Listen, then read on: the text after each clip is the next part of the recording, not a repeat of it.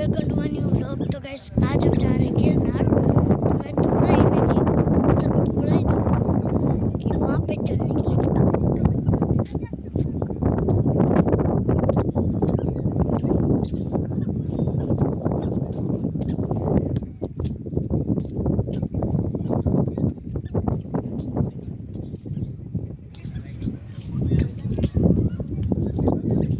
आपने देख लिया ना कितना अच्छा है।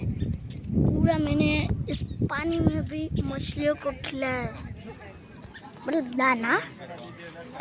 चलो आगे देखेंगे कि क्या होता है। पला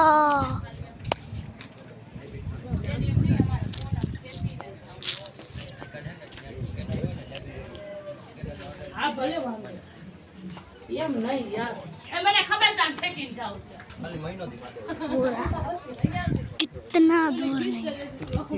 મહિના દિવસ પછી પાછી 3 દિવસ ખાલી ફોન